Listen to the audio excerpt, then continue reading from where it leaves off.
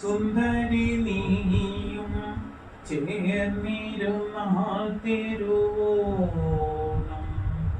സുന്ദരൻ ഞാനും സുന്ദരി നീയും ചേർന്നിരുന്നാൽ തിരുവോണം.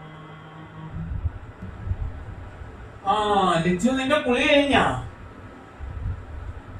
ഒരു കാര്യം ചെയ്യും, നീ ആ ഡോർ അടച്ചിട്ടിട്ട് വേഗം ഇങ്ങോട്ട് വരി.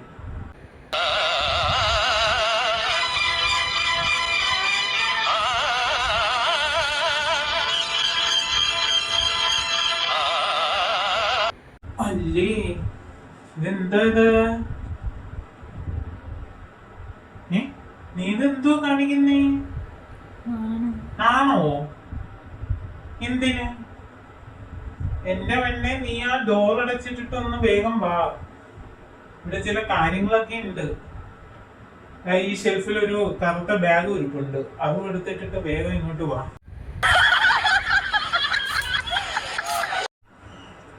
അതല്ല, അതിന്റെ മേലെ ഇരിക്കുന്നത്. ആ, അത് തന്നെ, അത് തന്നെ. ഉണ്ടോ? ഇനി നീ അവിടെ ഇരിക്ക.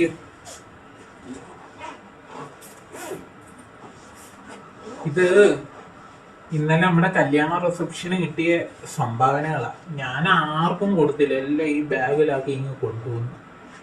ഇത് നമുക്കൊന്ന് എണ്ണിയെടുക്കണം. കുറഞ്ഞത് ഒരു 2 ലക്ഷം രൂപയെങ്കിലും കാണും. ഇതെടുത്തിട്ട് വേണം എനിക്ക് കടമൊക്കെ ഒന്ന് തീർക്കാൻ. കടമോ? കടം എന്ന് പറഞ്ഞാൽ വലിയ കടമല്ല. ഈ കല്യാണത്തിന് നമുക്ക് അല്ലറ ചില്ലറ ചെലവിനൊക്കെ കടം വാങ്ങിച്ചല്ലോ, അതാണ് ഞാൻ ഉദ്ദേശിച്ചത്. അപ്പം ഇത് എണ്ണാൻ നീയും കൂടി ഒന്ന് സഹായിക്കണം. പിന്നെ ഇത് എണ്ണുമ്പോൾ 100-ന്റെ നോട്ട് പ്രത്യേകം, 200-ന്റെ നോട്ട് പ്രത്യേകം, 500-ന്റെ നോട്ട് പ്രത്യേകം ഒക്കെ വെക്കണം. എന്നാ നമുക്ക് പെട്ടെന്ന് എണ്ണി എടുക്കാം. ഓക്കെ, അപ്പൊ എന്നാ എണ്ണി തുടങ്ങിക്കോ.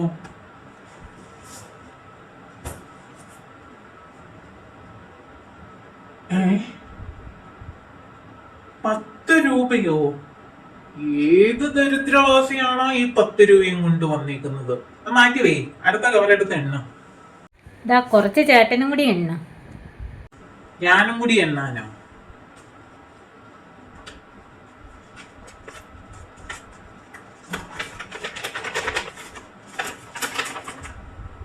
ഇതിലൊന്നും ഇല്ലേ?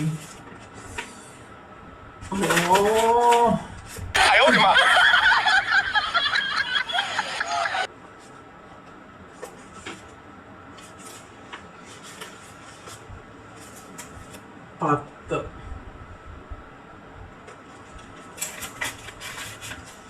ഇതൊക്കെ ഏതവന്മാരാണോ എന്തോ. നീ അടുത്തതെടുത്ത് എണ്ണ. എനിക്കാണെങ്കിൽ അങ്ങോട്ട് ടെൻഷൻ വന്നിട്ടും വയ്യ.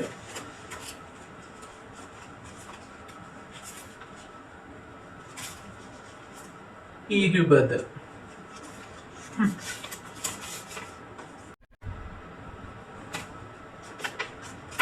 അല്ല, 500 നോട്ടൊക്കെ കിട്ടിയാ? ഇതുവരെ കിട്ടിയില്ല, ഇനി കിട്ടുമോ എന്ന് നോക്കാം.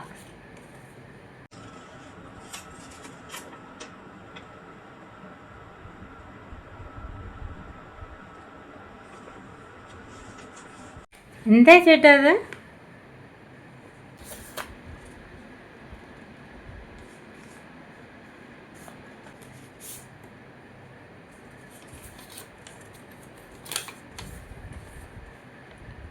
പോടാ പട്ടി തെണ്ടി.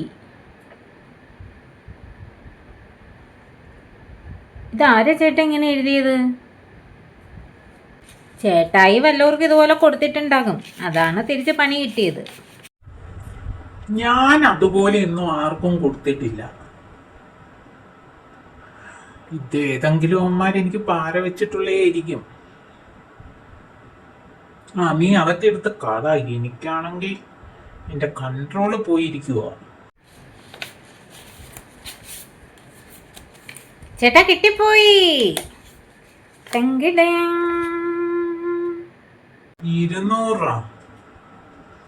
ആ, 200 അതെങ്കിലും തരാൻ തോന്നിയല്ല അവൻ. ഇനി അടുത്ത കവർ. ഇനി ഞാനൊന്നും എണ്ണുന്നില്ല, നീ എനിക്ക് ടെൻഷൻ ആകും. നീ അങ്ങോട്ട് എണ്ണ. ചേട്ടാ ഇതിപ്പോ എല്ലാം കൂടി 1000 രൂപയുണ്ട്.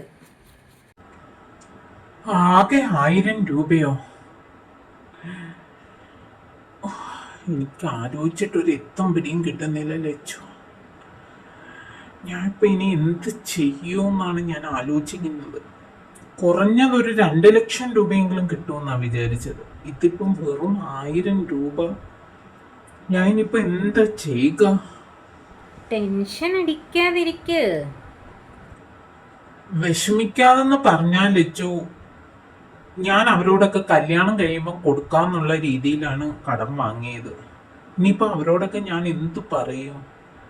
ഞാൻ പ്രതീക്ഷിച്ചത് ഒരു 2 ലക്ഷം എങ്കിലും കിട്ടുമെന്ന്. ഈ തന്തയില്ലാത്തവന്മാർ ഇങ്ങനെ കാണിക്കുമെന്ന് ഞാൻ വിചാരിച്ച. തന്തയില്ലാത്തവന്മാര് എല്ലാം കുടുംബത്തോട് കൂടെ വന്ന് മൂക്കുമുട്ട തിന്നിട്ട് പോയി. എന്നിട്ട് കവറിൽ വെറും കവറിൽ 10 രൂപ 20 രൂപ പോരാത്തീനെ തെറിയും. ശ്ശെ, ആലോചിച്ചിട്ട് എനിക്ക് തലവേദന എടുക്കുവാണ്. ഞാൻ ഇനിയിപ്പോ എന്താ ചെയ്യുക? നമുക്ക് എന്തെങ്കിലും വഴി ഉണ്ടാക്കാം. എന്ത് വഴി ലച്ചു? പിന്നെ ലച്ചു, നീ വിചാരിച്ച എന്നെ രക്ഷിക്കാൻ പറ്റും. ഇനി ആ ഒരൊറ്റ വഴിയേ ഉള്ളൂ. പക്ഷെ നീ വിചാരിക്കണം. ഞാൻ എങ്ങനെ സഹായിക്കാനാ ചേട്ടാ? പിന്നെ ചേട്ട ഉദ്ദേശിച്ചത് എൻ്റെ സ്വർണം എടുത്ത് പണയം വെക്കാനാണെങ്കിൽ അതിന് വെച്ച വെള്ളം ഇപ്പോഴേ അങ്ങ് വാങ്ങി വെക്കുന്നതാണ് നല്ലത്. നിങ്ങൾ കല്യാണം കഴിഞ്ഞ് കഴിയുമ്പോൾ ആണുങ്ങളുടെ ഒരു റൂട്ടുണ്ടല്ലോ, ചേട്ടൻ്റെ ഈ റൂട്ട് കണ്ടപ്പോഴേ എനിക്ക് കാര്യങ്ങൾ പിടികിട്ടി. എന്തായാലും എൻ്റെ അച്ഛൻ അധ്വാനിച്ചുണ്ടാക്കിയ ഒരു തരി പൊന്നും ഞാൻ പണയം വെക്കാൻ തരത്തില്ല. അത് മാത്രമല്ല, നിങ്ങൾ എൻ്റെ കഴുത്തിൽ കിട്ടിയ ഈ താലിമാല അതും ഞാൻ തരില്ല.